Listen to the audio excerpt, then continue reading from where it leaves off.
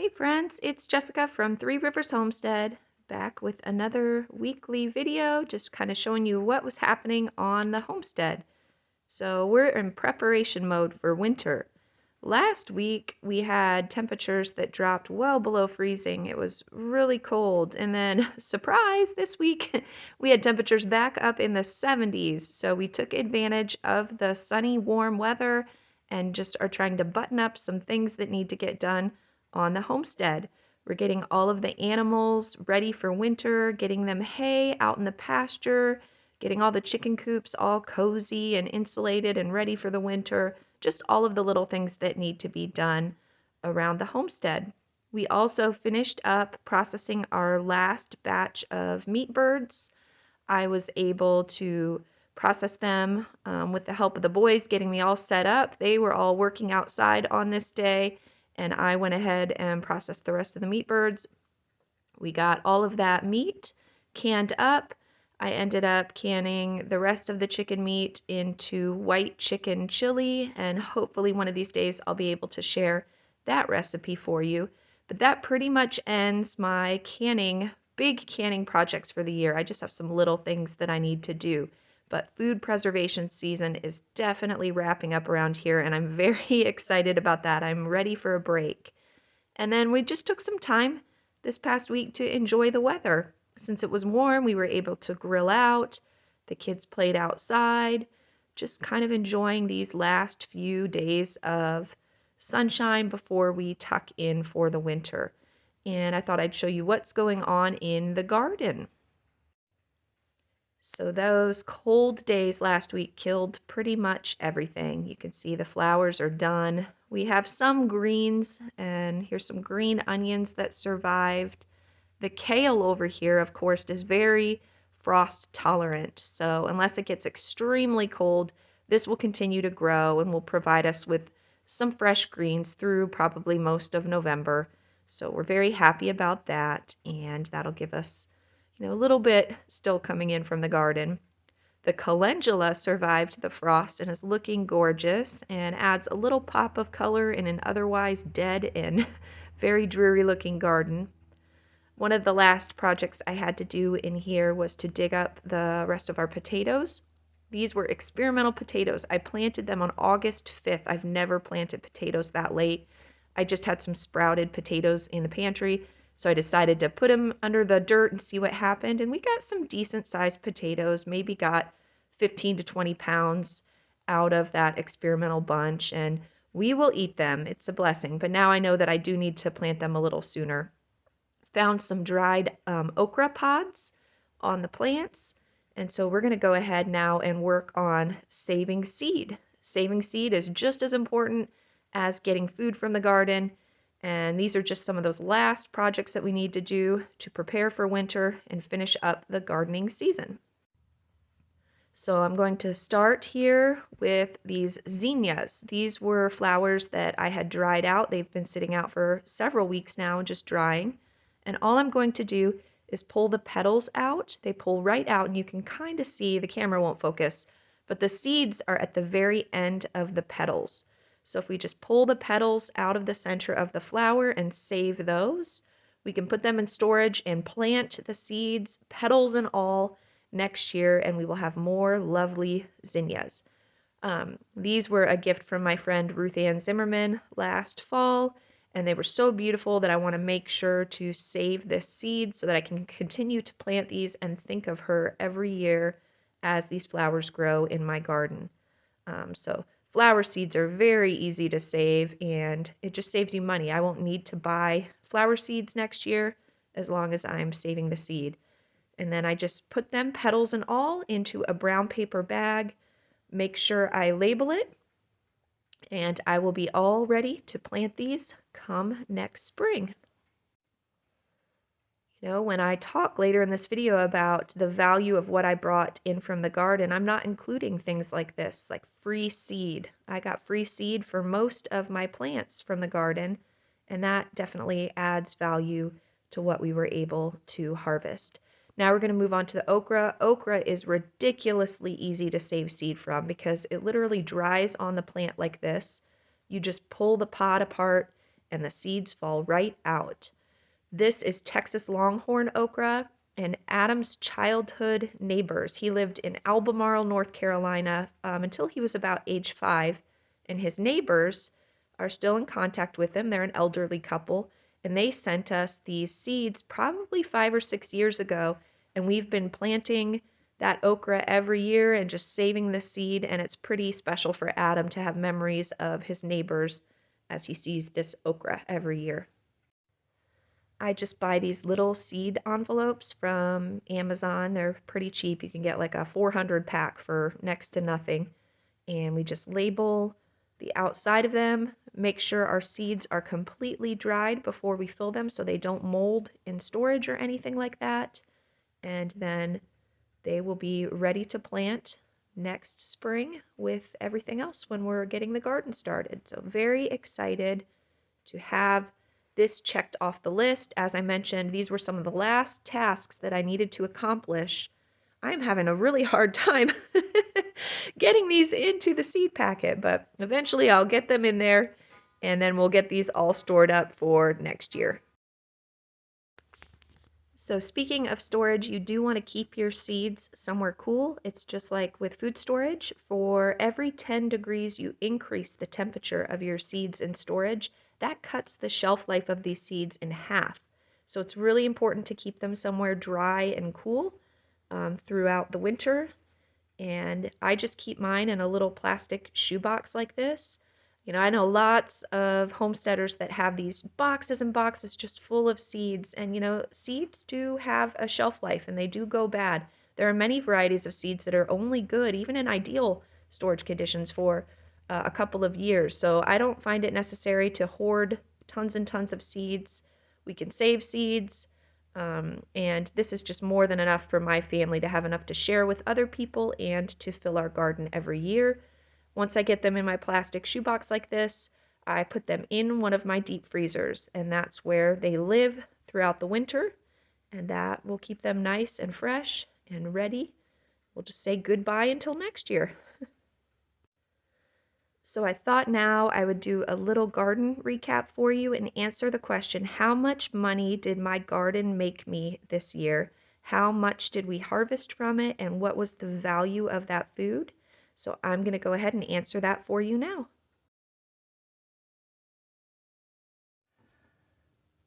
Okay, friends, so garden season for 2022 has officially come to a close for me. I've harvested everything that I wanted to harvest out of the garden.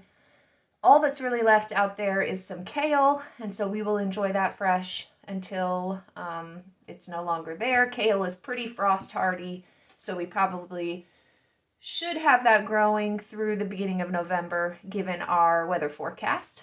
There is a lot of calendula out there that has survived the weather here. I may do another harvest of that and get that freeze dried for tea. We'll see if I have the energy, but really at this point I am done. My focus right now is on baby prep, and I am very happy to be done with gardening season for the year. It was a great year. We grew a lot of food and we made a lot of changes, and so I thought that I would just take a minute to talk to you and do a little recap of what did and didn't work for us in our garden this year. So this year we tried something new for us. We switched probably 60% of our garden space to raised beds. So our garden is about 2,000 square feet. It's pretty small for a family our size, actually. We used to have double the amount of garden space, and it became too much for me to manage. And it was all just falling apart and going to weeds every year. And so I thought it's better to have a smaller garden that I can actually take care of than have a larger garden that ends up being wasted because I can't manage that space. And so 2,000 square feet is about what I've decided I can handle in this season of my life. And so I took about 60% of that space and I turned it into raised beds this year. I'll leave a link in the description for the raised beds that I purchased. I'll show you some pictures over here too. And they worked great. I got them out of season in January, I believe, of the year for maybe $49 a bed, something like that. They came in 2 packs when I got them. and I bought a bunch of the kits.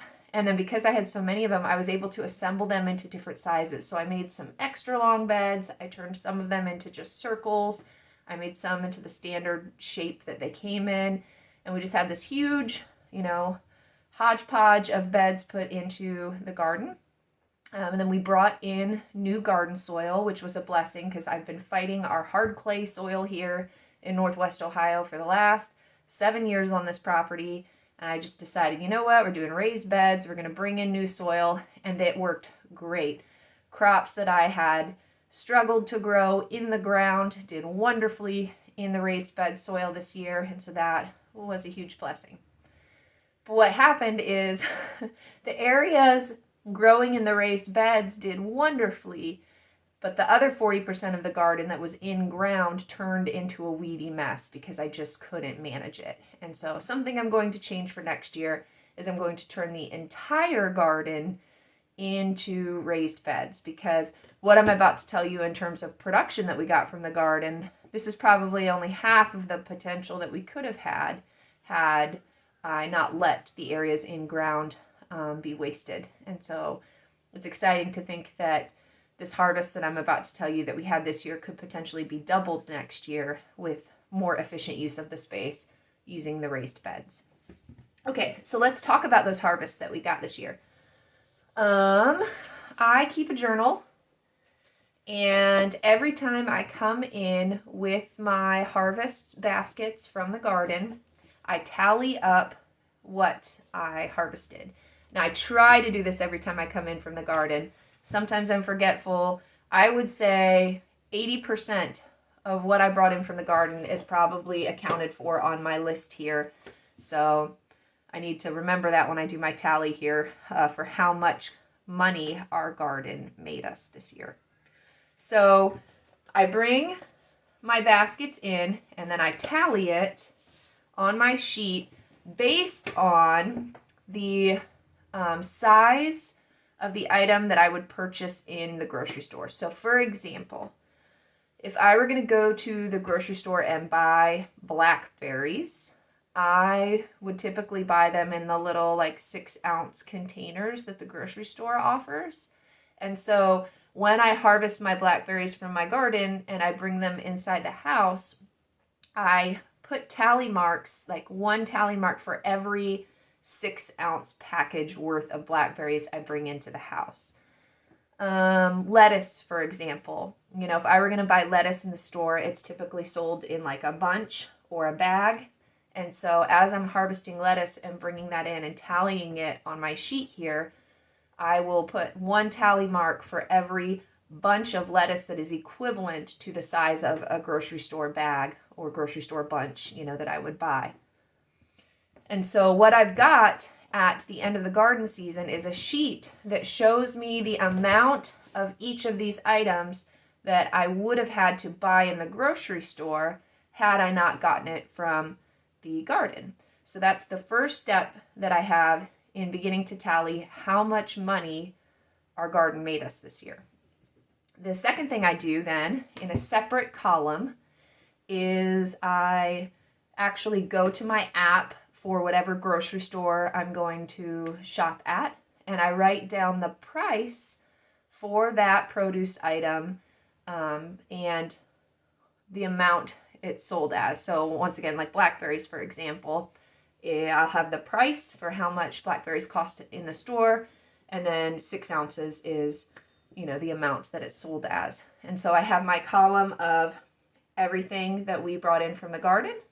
I have my column of price, and then I have my column of, what that price is accounting for, whether it's pounds or, things like zucchini that I might buy just one fruit is that price, things like that. And then in the end, I just do a little multiplication on my spreadsheet, and I take the amount I brought in from my garden multiplied by the price that it is in the store, and then that gives me a dollar amount that shows me how much what I brought in from my garden is worth. Hopefully that makes sense. I'm going to insert some footage right here of my spreadsheet to give you a better idea and to actually show you how I do that. Okay guys, so here is my spreadsheet. I did this in Microsoft Excel, and we're to start at the top and I'll kind of show you an example. So here's my acorn squash. I told you it was not a great winter squash year. I only harvested 8 actual acorn squash out of my garden. So in this column here, I put the number that I harvested, and here's the measurement I'm going by. So for acorn squash, I'm going by the actual fruit. So I had 8 actual fruit that I harvested. For example, here we have apples, and our apple trees are very young. They do not produce much, and so I only harvested 1 bag full of apples. So the equivalent of what I would buy in one of those bags that the grocery store sells, that's what I harvested from our little baby 3-year-old apple trees. There's only 2 of them, and only 1 really produced any this year. And we had many that were buggy. My children pulled a lot of them off of the trees before they were able to mature, so we got our 1 bag worth. So going back to the acorn squash, so I have 8 actual fruits that I harvested, and the price that I got, I actually went to Azure Standard for this, and I got a price per pound that they charge for acorn squash. The average acorn squash is somewhere between 1 to 2 pounds. I just went on the low end and said 1 pound. So then I took my 8 times my $2.89, and I got $23.12. That's the value of the acorn squash that I got on my garden. Apples, for example, I got 1 bag worth. For a bag of apples at the store, it's about $6.18, so that value was just $6.18. And so on and so forth. So I did that for all of these things. Anyways, when you get to the bottom, you have a grand total here of what I was able to grow. And so remember, this is on the low end. There are a lot of factors that would actually make this much higher. But that's just kind of like the low end. This is probably the lowest amount that we brought in from our garden, the lowest estimate. Hopefully that makes sense. Okay, so you may be wondering, why do I do this? Why do I go to all of this trouble? Well, I'm someone who likes data. I like numbers and statistics. Before I became a stay-at-home mom, I worked at a university in assessment and institutional effectiveness and did a lot of program reviews and wrote a lot of reports for accreditation and things. And so I thrived on statistics. You need data in order to assess how efficiently you're doing something and to set goals for how you would like to increase your productivity in the future. And so this is just something that I've translated over into gardening. I like to have these numbers. And so for this year, what I found out is that I brought in approximately $1,200 worth of produce from my little 2,000 square foot garden. It's actually a smaller garden than that because I only used about 60% of the space effectively this year. And so $1,200 I'm pretty happy with. And that is definitely a low estimate because you have to remember, I didn't remember to track all of my harvests. It's probably only 80% of what I brought in. And then on top of it, everything from my garden is organic. And a lot of the things that I bring in from my garden, for example, organic okra or organic blackberries, those are things I cannot find in local grocery stores. So when I'm pricing out the value of what I brought in, I'm comparing what I brought in to conventional produce prices. If I were actually buying those items organic, they would cost way more. So that $1,200 realistically is probably much higher, probably closer to $1,500, $1,600, maybe $1,700 worth of produce if I account for all of that. What I forgot to track and also the organic pricing. And I'm happy with that. If you were to take that amount of money and spread it over the weeks of gardening, maybe roughly $100 of produce I brought in from my garden per week. And that's $100 I didn't have to spend in the grocery store. So now I have to ask myself, was that worth it? You guys have to remember, I start garden planning at the new year. We start planting the garden. I start seeds often for many of the plants like peppers indoors in the house in February. I was building beds and getting landscape fabric laid in my garden in March, filling beds with soil by April. There's all the months of planting and weeding and just managing and everyday watering is that worth, $100 off of my grocery budget every week? And, there's probably arguments for both sides. But I would say I would probably even garden if it were a bust and I made no money whatsoever. I would probably still want to garden just because I get much more than just food out of the garden. I get a lot of joy from it. The garden is where I find God speaks to me the loudest, so I get a lot of benefit in that way from spending time working in the garden. On top of it, I don't think you can put a price on a lot of this food because it is fresh. I can literally, as I'm making a meal, walk out to my garden, pick the vegetables, bring it in and serve it to my family while the chlorophyll is still pumping through it. It's the healthiest food possible compared to, what I could be getting at the grocery store. There's a lot of lessons that the garden taught my children in terms of hard work, a lot about creation and science and things like that you can't really put a price on. So in all, we saved money this year gardening, and we also benefited greatly in other ways. It was definitely worth it, in my opinion. So yeah, last thing I need to do before winter is plant my garlic. It's supposed to be coming in the mail any day now. I order my garlic from a friend who lives in Amish country in Ohio, and he sends that to me every year.